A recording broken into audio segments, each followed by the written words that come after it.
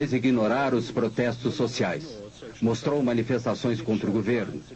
Mas os jornais da Globo tinham uma maneira própria de apresentar as notícias. Na época, a inflação era de 20% a 30% ao mês. Sempre abria o jornal com o locutor dizendo assim: sai o índice da inflação do mês. A caderneta de poupança vai render 30%, 40%. Então ela tirava o peso negativo do índice da inflação e transformava numa coisa positiva, que era o quanto as pessoas que tinham caderneta de poupança iam ter de rendimento em cima do índice da inflação. A nova Constituição brasileira tirava do presidente o poder de dar concessões. Então, antes que entrasse em vigor, Sarney deu 90 concessões. Nenhuma outra concessão foi dada desde então. O próprio Sarney é dono de 2 afiliadas da Globo. Todos aqueles grupos políticos que haviam sido beneficiados durante a ditadura militar e durante o período Sarney são os donos hoje da televisão e do rádio em nosso país. Isso é muito mal, porque esses grupos já não representam absolutamente a opinião pública dominante. O país mudou, o país relegou a ditadura militar, rejeitou a ditadura militar. No entanto, aqueles que eram partidários da ditadura militar é que têm o comando da comunicação em nosso país.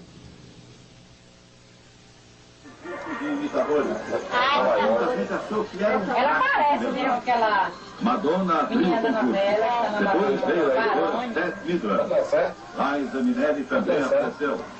O imitador do cantor Jorge Michael estava na plateia. A família Silva mora em uma casa de 2 cômodos em uma violenta favela da periferia de Salvador, Bahia. Perdido no litoral do Rio. O Jornal Nacional da Globo, eu acho que a notícia é verídica. Na minha concepção, a notícia é verídica. Todos os dias assistindo o jornal. Na Globo, né? Você acha que é verdadeira? Sabe da notícia do mundo inteiro, né? A gente não acha verdadeiro. Pode, porque a gente sabe da notícia do mundo inteiro. Fica capaz de tudo, né? Efetivamente, a televisão tem mais credibilidade que a imprensa escrita. A imprensa escrita é tida no Brasil como partidária. E a grande maioria da população que assiste televisão não vê posição política ou posicionamento político na televisão, nos diferentes canais de televisão. O que faz com que a televisão, enquanto imagem, mostrando não apenas os fatos escritos, mas mostrando os fatos relatados pelos noticiários, adquire uma credibilidade muito grande. Em princípio, aquilo que a televisão mostra é verdade. O jornalismo da Globo é centralizado e rigorosamente controlado no Rio.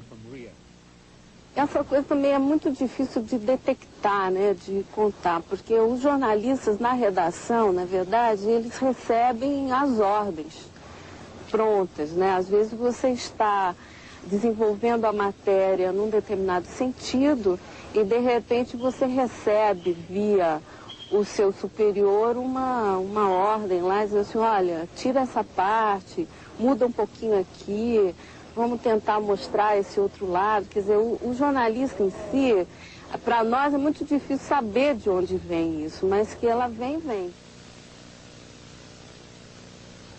Não faltam exemplos para mostrar como o jornalista Roberto Marinho e os chefes de jornalismo da TV Globo manipularam, distorceram e até mesmo ignoraram algumas notícias. As 4 histórias a seguir são simplesmente as mais famosas. Os metalúrgicos receberam os policiais com pedradas e foram atacados com cacetetes. Um novo movimento sindicalista surgiu entre os metalúrgicos do ABC Paulista no final da década de 70. Eles entraram em greve. Os militares tentaram dominar o sindicato e prenderam Lula, o líder dos metalúrgicos, com base na Lei de Segurança Nacional. Na Lei de Segurança Nacional. Porque achavam que nós não deveríamos falar para a Globo, porque a Globo só mentia a respeito da greve. Ela não dava as informações corretas, não dava o número de participantes corretos, não dava as nossas deliberações corretas, não dava o número de pessoas paralisadas corretamente. Ela só informava sobre os interesses patronais. Um exemplo, Um dia, a Globo entrevista o Lula, falando em nome dos trabalhadores, e entrevista o Mário Garneiro, falando em nome dos empresários, né? No dia da entrevista só aparece o Mário Garneiro, não aparece o Lula. Era a recomendação que a gente tinha, a instrução que a gente tinha de parte da ditadura, era de fazer uma cobertura absolutamente soft, sem som ambiente, ou seja, sem trilha sonora e sem que se pudesse ouvir os líderes sindicais.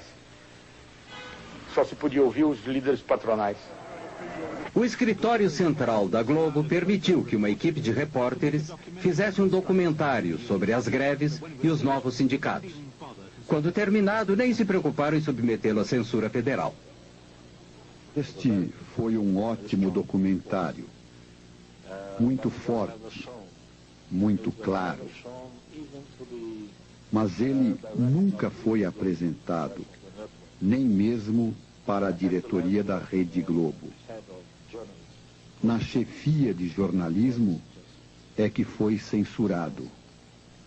Acho que este foi um momento em que não houve interferência do governo. Foi uma decisão da Globo. Em 1982, Leonel Brizola, importante líder da esquerda, antes do golpe militar, voltou do exílio para se candidatar a governador do Rio de Janeiro contra o candidato militar. Against the military's candidate.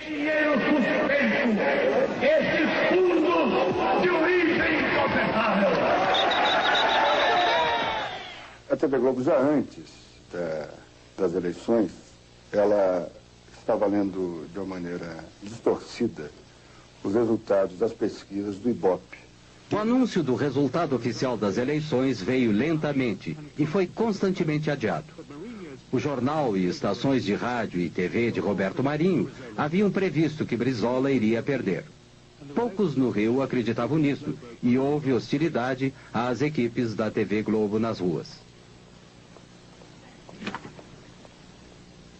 Depois da eleição, houve, como é notório, uma tentativa organizada pelo sistema, pelos membros remanescentes do sistema de informação, de tortura, ligados ao poder militar, à ditadura, o que havia de mais cruel nesse sistema militar.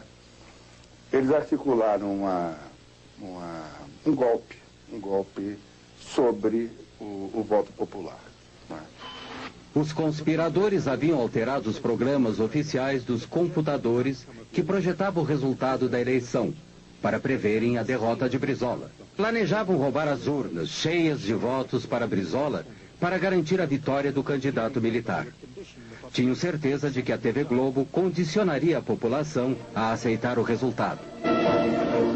A conspiração foi descoberta e Brizola foi eleito.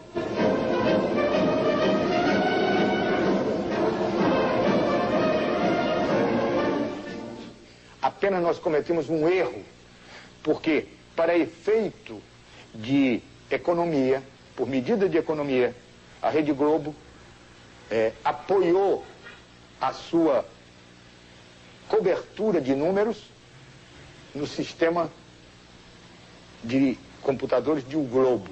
São Paulo, a cidade comemorou seus 430 anos com mais de 500 solenidades. A maior foi um comício na Praça da Sé. São Paulo, 430 anos, 9 milhões de brasileiros vindos de todo o país. Cidade de trabalho, São Paulo fez feriado hoje para comemorar o aniversário. Foi também o aniversário de seu templo mais importante, a Catedral da Sé. De manhã, na missa, o cardeal arcebispo Dom Paulo Evaristo Arns lembrou o importante papel da Catedral da Sé nesses 30 anos em que ela vive no coração da cidade. Enquanto a Globo continuava a promover esta visão bastante excêntrica e insignificante das manifestações populares, amadores filmavam mais de 1 milhão de pessoas nas ruas do Rio, exigindo eleições diretas. A eleição presidencial de 1989 foi por voto de